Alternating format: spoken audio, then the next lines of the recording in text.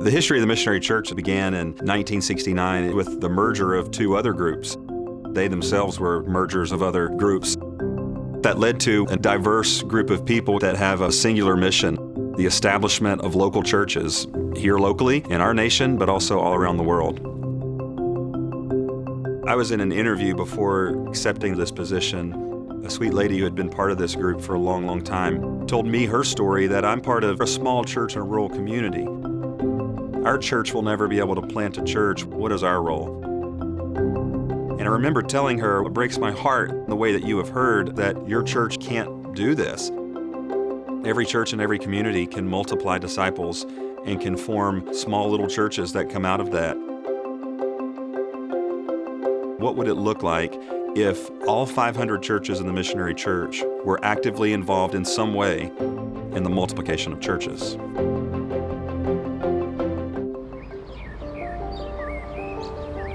God for wisdom, and what we know along the way is that Solomon began to fill his life up with all sorts of things. As I heard the story about Pathway, this church that started with a small group of people and it was now one of the fastest growing churches in America, I just assumed that there must be some other mega church that had planted this church. When I began to hear the story that no, there was a legacy church of ours of a few hundred people.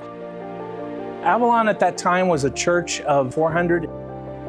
I'm interviewing to be pastor, and I met with a group of young couples on the north side of Fort Wayne, and I asked them, how do you get your neighbors to come to Avalon? And they said, we don't. And I commented, would you think about starting a new church? That seed that was planted really grew in their prayers. They took seriously that God might be calling them to reach their neighbors through planting a new church on the north side of Fort Wayne.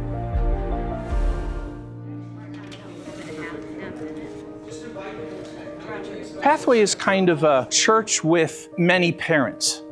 It was a cooperation. One of the last pieces to fall into place was the planter couple, Ron and Laura Williams. I was on staff fellowship for 12 years. Dave and Gwen were doing a fantastic job, and we loved the church. I was speaking at a camp. Some folks that were housing us, they had given us a book called The Church of Irresistible Influence about Fellowship Bible Church's strategy for church planting, mobilizing their church to impact their city, and to really be a bridge for the gospel. And there was something that went on inside of my heart that I thought, it really ignited something in me. Laura and I were talking, and I said, where do you think God's leading us? She said, well, I think we're going to plant that church on the northwest side of Fort Wayne. You just haven't stopped long enough to listen. And I just kind of wrote that off and thought, I am not a church planter. God put it on Ron's heart. At the same time, God put on Dave DeSelm's heart to go to Ron. Dave showed up, we were in the office, and he said, I think this church on the northwest side is going to happen. If you guys feel at all prompted, I would give my full blessing. I thought, this is it. This is going to happen. We had a service here where we blessed Ron and Laura and our team. I walked out that morning. I was the only person in the lobby. We used to have this board on the wall that told what the attendance was. I made a comment to one of the ushers, next week, that number's not going to look very good.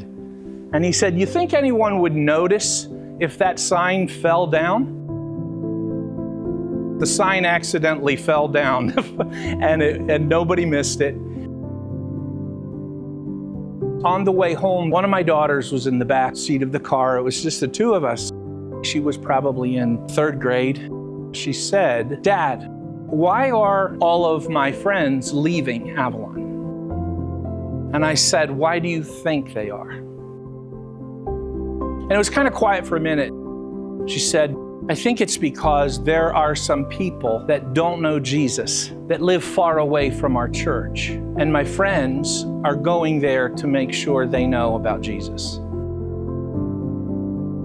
You can't say it better.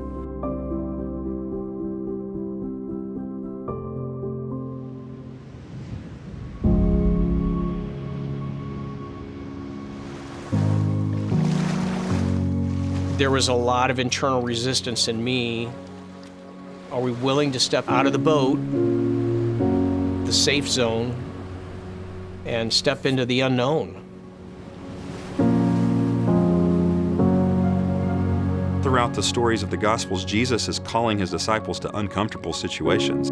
He sends them out 2 by 2 and tells them, don't take your wallets, don't take your belongings, just 2 of you and the gospel. That had to be uncomfortable.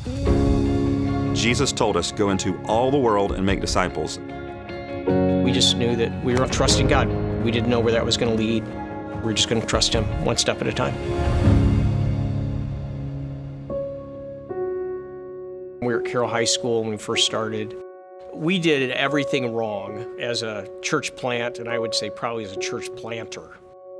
Was it going to be 50 of us sitting around, or was it going to be more? And it was more. We really believed that God was positioning us here for a reason. And then God began to bless us in ways that only he could. When we heard stories from Pathway of the growth, of the new baptisms, of the people being discipled, it really encouraged our church. God took care of the church here because it was obedient and faithful to release some people.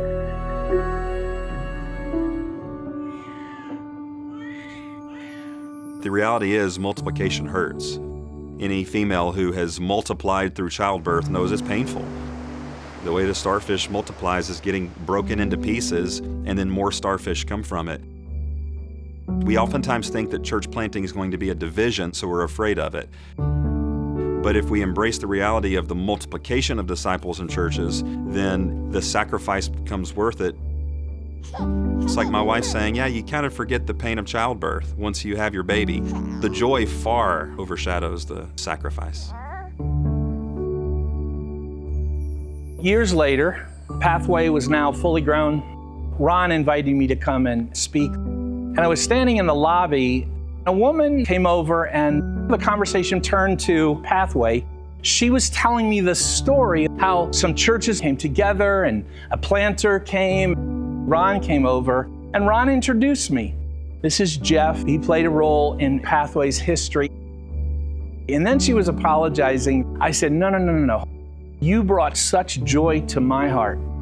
You told me how Pathway had ministered to you. Somebody found Jesus through the ministry of Pathway and then made all of that sacrifice, that 1.5 years of difficult lower offerings, that struggle and prayer, all of it, it made it all worth it.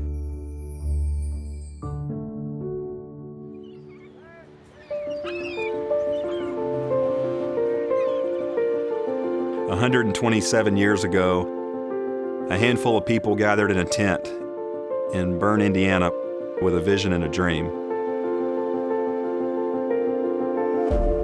Imagine what we can do if 500 churches gather together with a vision and a dream. Can you imagine what if every region was planting churches, leading their members and attenders to make disciples where they live, work, and play every single day of the week? What if every one of our churches were to be strengthened so that they can multiply? What if every one of our pastors had the resources to be healthy, to be coached? I believe the opportunity we have is incredible. There's a role for every single one of us. Imagine what God can do. Trust Him to do something so great that only He could get the credit for it. We've only just begun to see what will happen when we truly embrace that we can love like Jesus and live like missionaries.